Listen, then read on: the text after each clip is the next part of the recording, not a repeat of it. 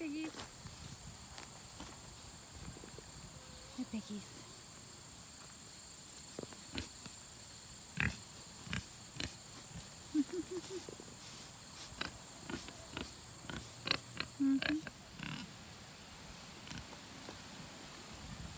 A volunteer squash. Oh, actually, that's a no one. Ha. I did not plant that. That was one of the things that we threw to the pigs. But a seed got produced. Hey, Billy. Hello, dancing bear.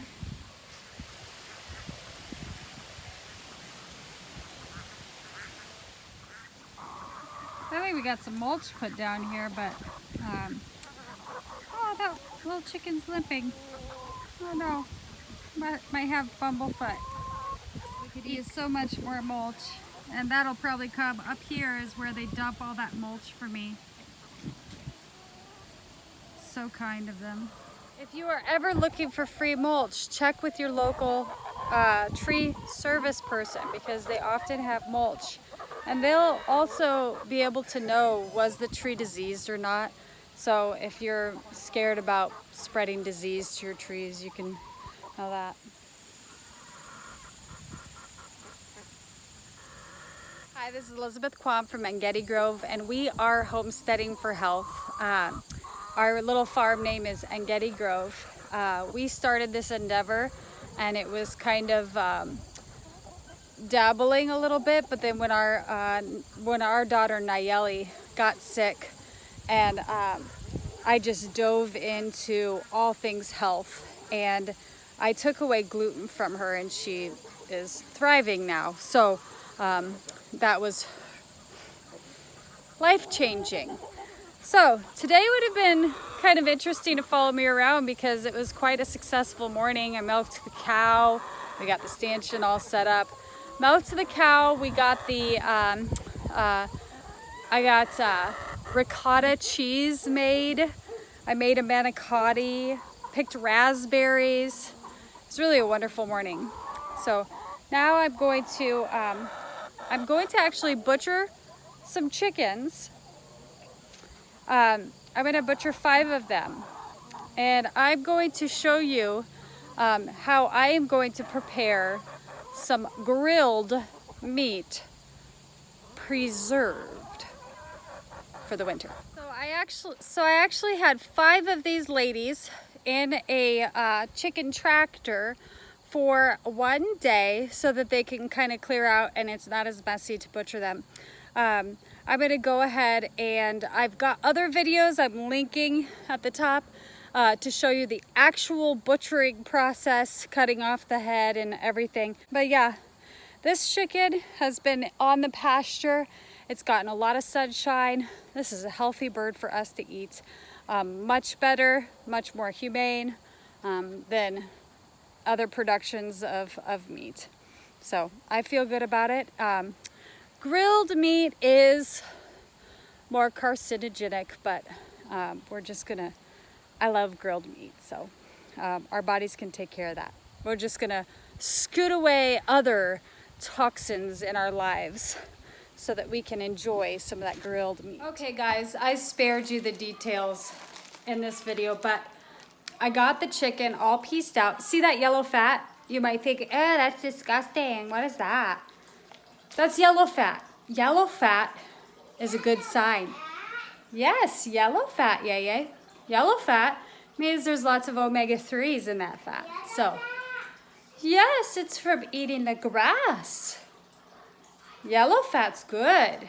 Good yellow fat. So, I am going to let that be in the refrigerator and cool for 3 days. I might just wait till Monday. Today's Saturday. I might wait till Monday night. Then I'm going to grill it up. I'm not even going to grill it very much, just so that it gives a nice taste.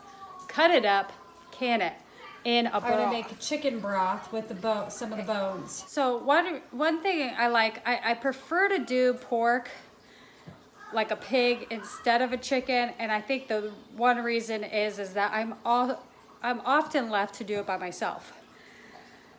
The chickens, The pork I have a lot more help with. So this time I had 5 birds. I had to do it quick. So I did not gut them or anything. I just ripped them open, skinned them to the side, and then dislocated the legs, cut the legs out, pieced the legs out, and then cut the breasts out, pieced the breasts out. So I'm not using the whole chicken, and I'm not doing such a fantastic job of using the whole chicken, but it will not be wasted. I'm going to give them to my pigs.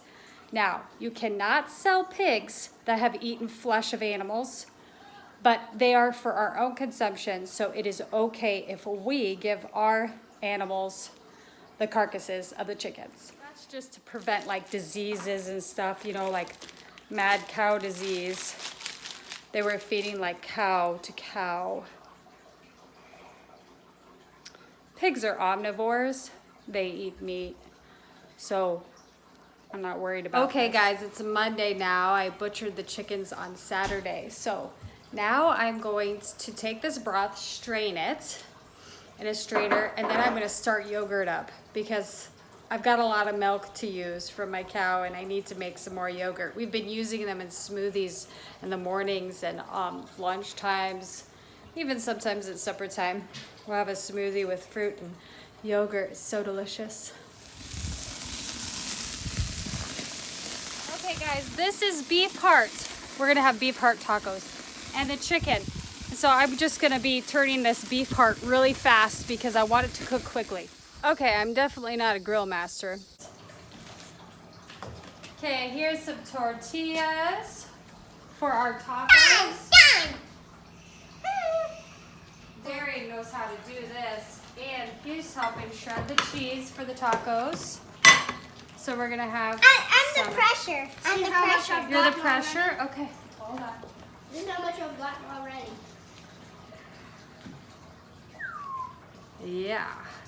Wow. Too bad that's not our cheese yet. I bought this on the internet, but I bet at a Mexican store you could buy one of these presses. And the maseca is very easy, gluten-free. And here I'm processing some milk to make yogurt. So we're almost to temperature. You want it at 168. So, and to constantly stir it. This is the more intensive method that I videoed earlier. And I really like it because it makes a really nice thick yogurt. So I just kind of double task or triple task, or if I'm not busy with other things, I just kind of relax and just do yogurt. But it's easy to keep it stirred when you're out in the kitchen.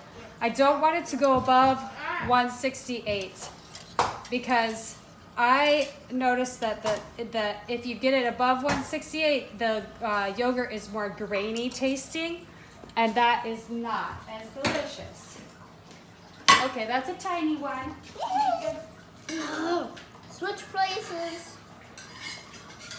I need a little cheese celebration. Daddy, can I get it back now? Sean, your turn to shred cheese. All right, that one's too tiny. That's a baby one. Oh, mommy broke it. Shredding cheese. You broke his butt. That was fun. All right, what do you think, Yay? Uh-oh, you just filled your plate with cheese. We need to get you a taco and surprise. There are the heart tacos. So I'll show you what I did to cut this up and I stuff. got my taco. Not even sharp. Okay. All right. Got rice and beans, and we got fresh homemade corn tortillas with our heart tacos, and we are set. Let me help you, girlfriend. Okay, I'm going to continue to stir my yogurt. It's cooling down now. It's in the process of cooling down. So it has to cool down to about 115, and then I transfer it to jars. I'll transfer it to some of these jars over here. Ay, it's not sticking. Okay, so what do I have here? I'm cutting up my grilled meat. I've got I put evenly like white and dark meat, and I'm gonna ladle some of the broth over it. Now I haven't salted these yet, so I'm gonna go ahead and salt this. And for 1 jar, you can do half a teaspoon of salt to a teaspoon, just depending on how salty you like it. So, and I didn't put, and that salt will penetrate everything in the meat, so it'll be super delicious. All right, and then we'll can it at, we'll can it for an hour and a half in the pressure cooker at 10 PSI. Okay, the yogurt is at 110. I'm gonna go ahead and put just like a teaspoon into each of these jars, and then of starter yogurt. And then I'm gonna go ahead and turn this. I have the light on. I'm gonna take this rack, put it down farther, because I'm gonna put this down even farther here. Okay, and then I'm gonna put the yogurt in there with the caps on them. After I put the teaspoon of the starter yogurt, I've got this going. Got my pressure canner going. 10 PSI. And then that will be for another hour and 16 minutes. And then I'll be able to go to bed. Good morning, guys. My yogurt turned out perfect. A tip for yogurt, just put it in the refrigerator and let it cool before you add any of the sugar or flavorings to it. And although it looks gross, because canned meat looks gross, sounds gross too to most people, but when they try it, then they know it's really delicious. The chicken turned out really nice. And we can just remove these tops when you go to store canned foods. You want to remove those tops, because if the can by chance goes bad, you'll want the top to be able to come off instead of explode on the shelf. So that was a tip from my grandma that she told me. Yeah, so I hope you enjoyed that. And there are a million things you can do with the grilled chicken. I suppose I should make some meals for you here. I wanted to talk about this also. So this is what I did. I used this to slice up that beef heart into very thin pieces, about so. And then I, on a cutting board, I cut them the rest of the way. So my son, Darian, will just grilling it on the grill in chunks, although it tastes like steak to me. And it tastes like, I mean, Derek doesn't think it tastes quite like steak, but it tastes pretty much like steak. He won't eat it because it's beef heart. But when I went ahead and cut it up into really tiny little pieces and taco flavored it and made the tacos, Darian gobbled it up. And he said, "Mom, the only way I'm going to eat beef heart is if I have them in tacos." So that's what we did. Yeah, so this is a Cuisine Art food slicer. I really like it. It's, you know, it isn't a professional one, but it works for what I need it to work for. So I really enjoy that I did buy it. I've made homemade roast beef.